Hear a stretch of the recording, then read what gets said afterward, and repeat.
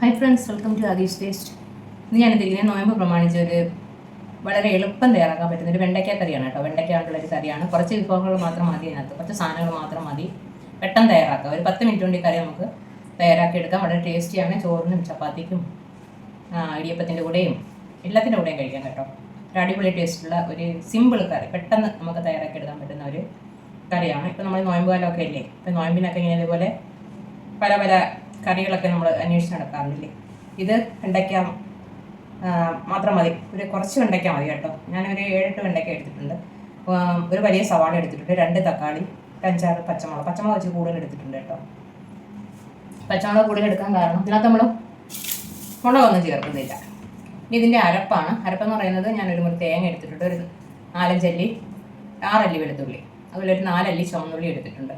ഇതിൻ്റെ കൂടെ നമ്മൾ കുരുമുളകാണ് ചേർക്കുന്നത് കേട്ടോ. കുരുമുളകും മഞ്ഞൾപ്പൊടിയും മാത്രമേ ചേർക്കത്തുള്ളൂ, വേറെ മസാലകളൊന്നും ഇതിനകത്ത് ചേർക്കുന്നില്ല. വളരെ എളുപ്പത്തിൽ നമുക്കത് തയ്യാറാക്കിയെടുക്കാം. അതെങ്ങനെയാണ് ഉണ്ടാക്കുന്നത് നമുക്കൊന്ന് കണ്ടു നോക്കാം.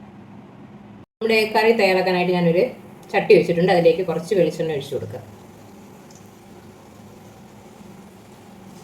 കുറച്ച് വെളിച്ചെണ്ണ കുപ്പിയിലുണ്ടായിരുന്നു കേട്ടോ, അത് ഞാൻ ഒഴിച്ചു കൊടുത്തു.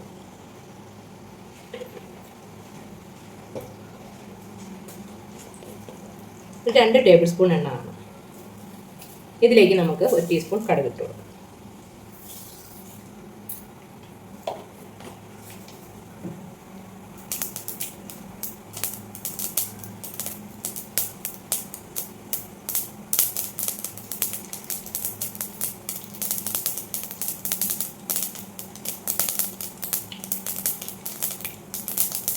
ഇനി നമുക്ക് അടുത്തായിട്ട് കൊടുക്കുന്നത് വെണ്ടയ്ക്കയാണ്. വെണ്ടയ്ക്ക അതിനകത്ത് ഈ എണ്ണയിൽ കിടന്നൊന്ന് വറുത്തെടുക്കണം, കിടന്ന് മൂപ്പിച്ചെടുക്കണം, നല്ലതുപോലെ വറുത്തെടുക്കണം.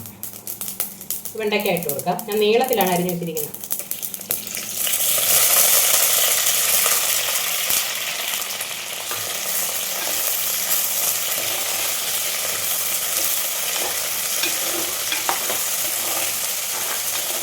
വെണ്ടയ്ക്ക ഒന്ന് മൂത്ത് വരട്ടെ. വെണ്ടയ്ക്കൊക്കെ ഒന്ന് വാടി അതിൻ്റെ കളറൊക്കെ ഒന്ന് മാറി വന്നിട്ടുണ്ട്. ചെറിയ ബ്രൗൺ കളറിലേക്ക് മാറിയിട്ടുണ്ട്. പിന്നെ അതിൻ്റെ ക്വാണ്ടിറ്റിയും പകുതി ആയിട്ടുണ്ട് കേട്ടോ. നമ്മൾ ഇട്ടതിൻ്റെ പകുതി ആയിട്ടുണ്ട്. ഈ സമയം നമുക്ക് ഇതിലേക്ക് സവോളയും പച്ചമുളകും ഇട്ടു.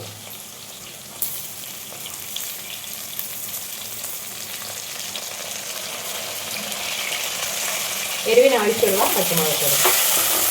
നമ്മൾ ഉണക്കമുളക് ഇതിൽ ചേർക്കുന്നില്ല കേട്ടോ. ഈ സവോള പച്ചമുളകൊക്കെ നല്ലതുപോലെ മാറിയാണ്.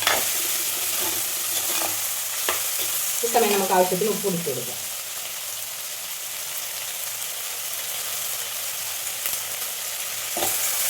സവാള ഇതിനെ പെട്ടെന്നൊന്ന് വഴറ്റിട്ട് നല്ലതുപോലെ ഒന്ന് നോക്കണം.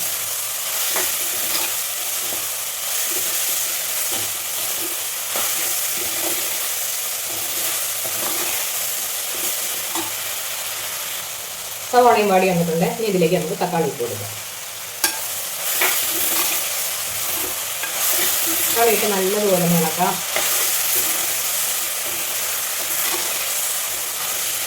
ഇനി നമുക്ക് 2 പൊടികൾ കൂടി ചേർക്കാനുണ്ട്, അതിൽ ചേർക്കുക.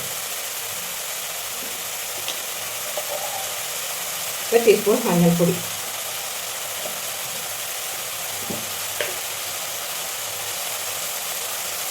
കുരുമുളക് പൊടിയാണ്, ഇത്തിരി കൂടുതൽ വേണം കേട്ടോ. 2.5 ടീസ്പൂൺ കുരുമുളക് പൊടി ഇട്ട് കൊടുക്കട്ടെ. ഇത് നല്ലതുപോലെ മിക്സ് ചെയ്യാം.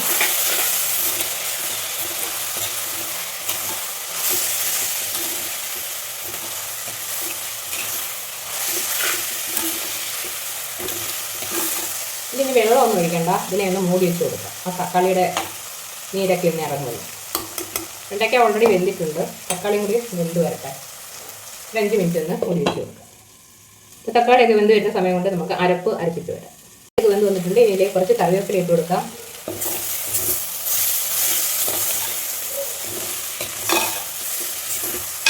ഇത് നമുക്ക് അരച്ചിട്ടിരിക്കുന്ന അരപ്പിട്ട് കൊടുക്കാം. ഞാനിതിലേക്ക് കുറച്ച് 1/2 ടീസ്പൂൺ ജീരകം കൂടി ചേർത്ത് കേട്ടോ. ജീരകം ഞാൻ കാണിക്കാൻ വിട്ടുപോയി. 1/2 ടീസ്പൂൺ ജീരകം ചേർത്തിട്ടുണ്ട്.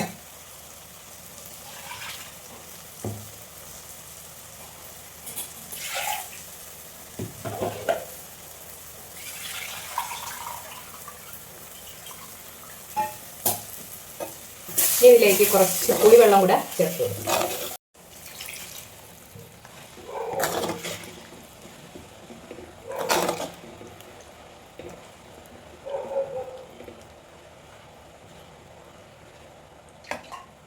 കുറച്ച് വെള്ളം കൂടെ വേണമെന്ന് തോന്നുന്നു. നമ്മൾ അരപ്പ് വെള്ളം ഉണ്ടല്ലോ, അരപ്പ് വെള്ളം കുറച്ച് ഒഴിച്ച് കൊടുക്കാം.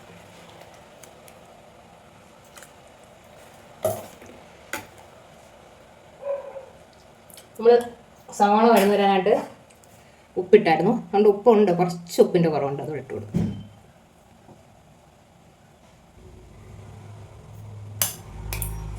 അടിപൊളി ടേസ്റ്റാണ് കേട്ടോ, ഒന്ന് ടേസ്റ്റ് ചെയ്ത് നോക്കി.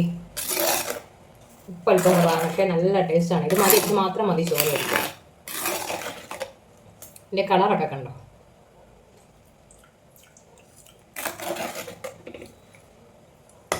ഇതൊന്ന് തിളച്ച് വരട്ടെ. നമ്മുടെ കറി ഇവിടെ തിളച്ച് റെഡിയായിട്ട് നല്ല കുറുകിയ കറിയാണ് കേട്ടോ.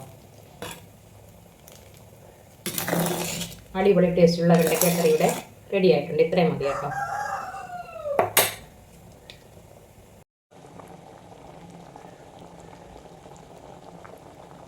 അങ്ങനെ നമ്മുടെ അടിപൊളി ടേസ്റ്റുള്ള വെണ്ടയ്ക്ക കറി ഇവിടെ റെഡി ആയിട്ടുണ്ട്. അപ്പോൾ എല്ലാവരും ഇത് ട്രൈ ചെയ്ത് നോക്കുക. ഇഷ്ടപ്പെടുന്നെങ്കിൽ ലൈക്ക് ചെയ്യുക, ഷെയർ ചെയ്യുക, കമൻറ്റ് ചെയ്യുക, ചാനൽ സബ്സ്ക്രൈബ് ചെയ്യുക. Okay, thank you.